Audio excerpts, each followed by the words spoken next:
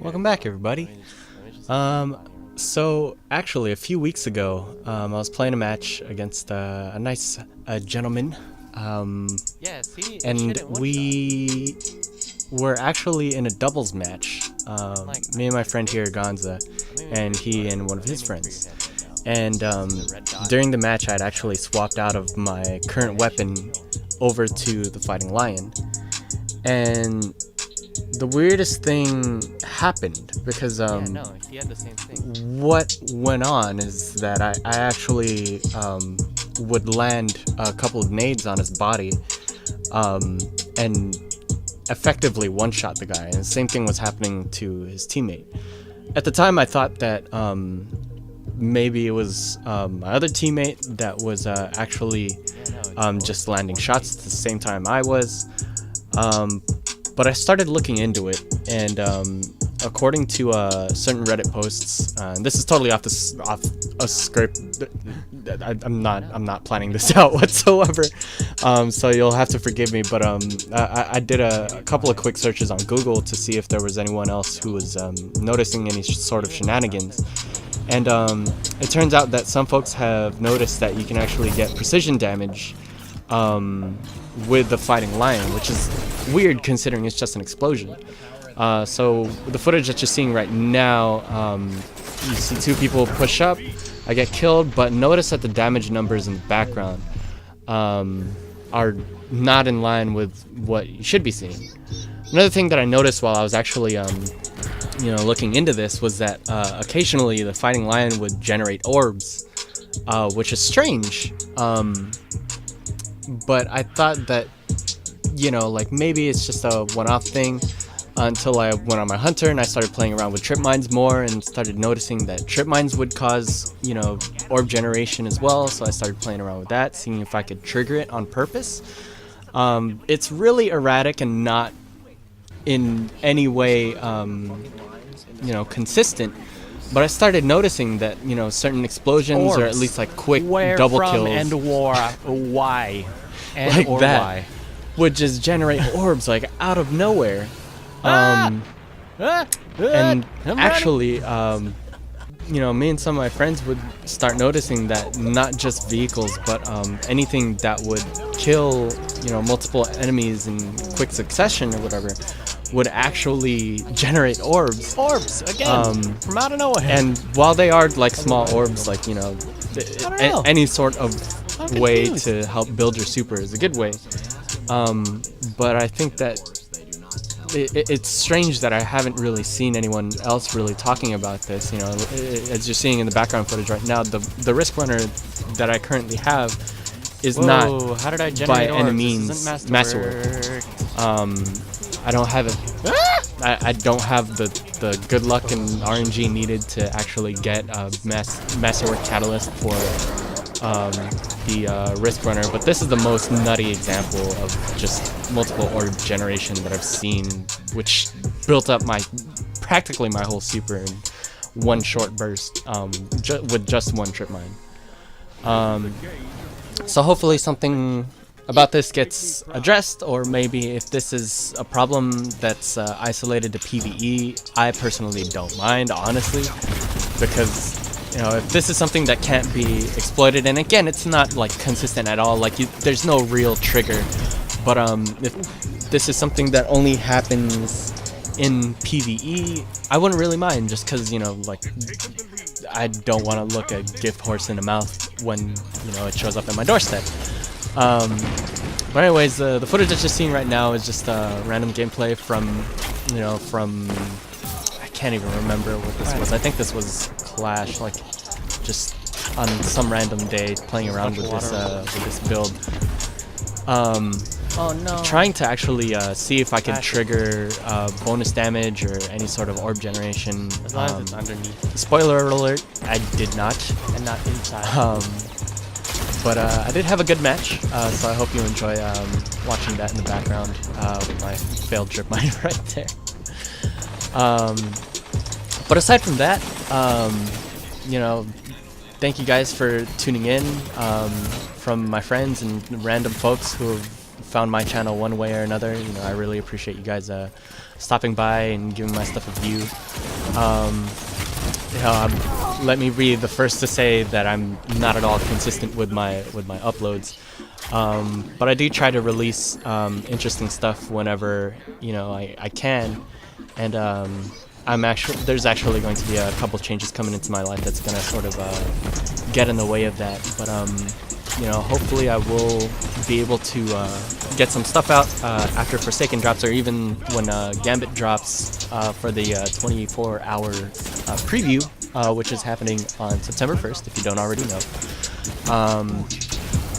But yeah, hopefully get some Gambit footage out, but definitely going to be coming back and doing a stream for Forsaken once that comes out.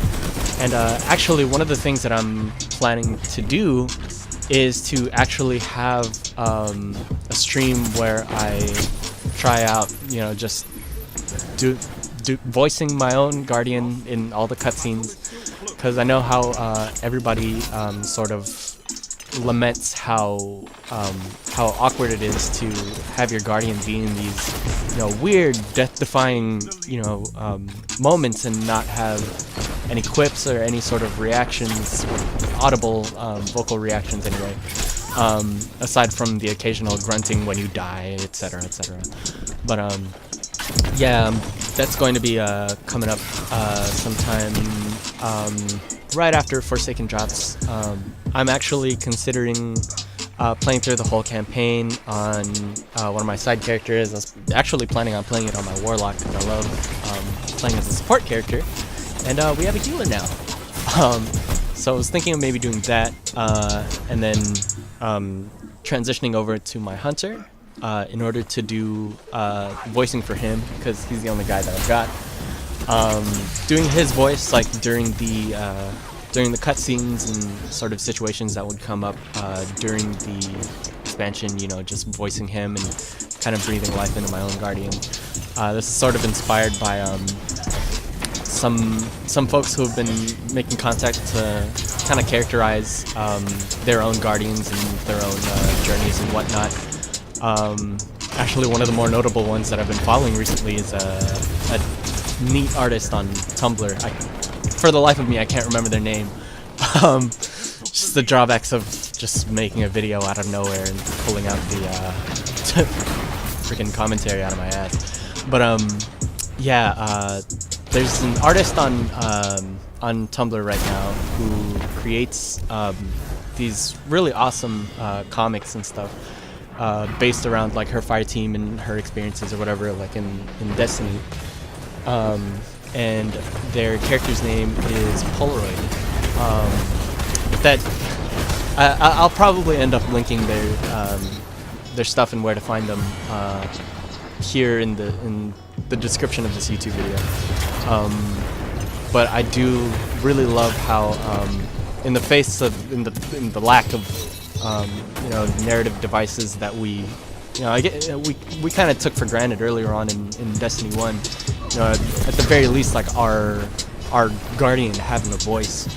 I really wanted to kind of bring a sort of experience to that that's kind of distinct from the general Twitch streams, which, don't get me wrong, I love them, and a lot of Twitch streamers do put in a lot of work for those, but I don't know that there's anyone who's really gone out of their way to try to voice act their Guardians' reactions and stuff like that, and that's one of the things that we've been missing so sorely ever since I believe it was was it Taken King or Rise of Iron? I don't know. Really early on, like, we just didn't have any voicing for our player character, which is we didn't catch it at the time, but like D2 on launch, like not having a player voice, it's really freaking weird. But yeah, with that said, probably gonna be streaming either the night of Forsaken or the day after. That's going to be archived on my channel. So even if you're not there to catch it live, it'll be available for your enjoyment after the fact. and I'm actually looking into maybe doing a supercut of at least like just having the cutscenes all together and doing a sort of video game movie in that way. But I'll see how well it goes, and if anything, you know, do re-recording or whatever to kind of make the at the very least like improve the quality of what would be an amateur job at best. But yeah, shoot, with all that said, what else? Oh yeah, weapon slot changes are coming out. It's gonna be really interesting considering I don't know whether some of the sandbox changes are gonna be coming. So trace rifles are gonna be pretty weak, and for the week that they're going to stay in the energy slot. Granted that they're not getting the buff that they're going to have during Forsaken, which I believe they said it's like 20 trace rifle bullets to kill or something like that, whereas like right now it's quite a bit more if you're not landing shots. But yeah, you know, that's going to be real interesting. I'm actually super curious to see what's going to happen with Fighting Lion moving forward. It is, I mean, if you follow me, know me at all, or you know, follow my channel or whatever, play with me even, you know how much I love that thing. So it's going to be really interesting to see how it plays out in the upcoming climate. And plus, we haven't seen any news on Arms Week, which is really interesting considering, what is it, we have yet to get a catalyst for Fighting Lion, we've yet to get a catalyst for Rat King, and there's one other one, I think it's Suros Regime or Hardlight, I don't remember, but yeah, that's one of the things I'm going to be looking forward to when it comes out, those weapon slot changes. Balagant coming to primary is going to be a bigger problem than I think people realize, because I haven't actually seen a lot of noise about that. You know, I know more so a lot of folks are more inclined to hate on Hawthorne's Field Forge shotgun or the Perfect Paradox, which are both really good guns. But you know, don't sleep on that Balagant, man. It's probably gonna bring a lot of universal remote users out of hiding. If anything, and being someone who actually started falling in love with that weapon towards the end of D1's lifespan, I might just whip out Balagant with Fighting Lion and see how that goes. If that sounds cancerous to you, I don't know what to tell you, honestly. But you know, double shotguns, triple shotguns are coming. Oh man, it's gonna be weird and really interesting, actually, considering that it's going to be the weapon slots first, and then it's going to be the buffs come Forsaken. So, considering the problem that we have right now with power ammo, where it's just way too prevalent in games, just seeing it way too often, having that measure against, you know, having essentially more power weapons available, or having more uptime with power weapons, by way of having them in more readily available slots, and then having that in the climate of the Crucible that we're in right now, comparing to the climate of the Crucible in Forsaken with the TTK drop, that's going to be really interesting to see. But anyways, I've been rambling for about 10 minutes now. Jeez, I was actually planning on just letting the footage play out, considering I swapped out to Cold Heart like halfway through the game and sweat my balls off just trying to win. I've been dropping a lot of games recently, but this was actually one I was kind of proud of. But yeah, thank you very much for tuning in, and hope to see you sometime soon.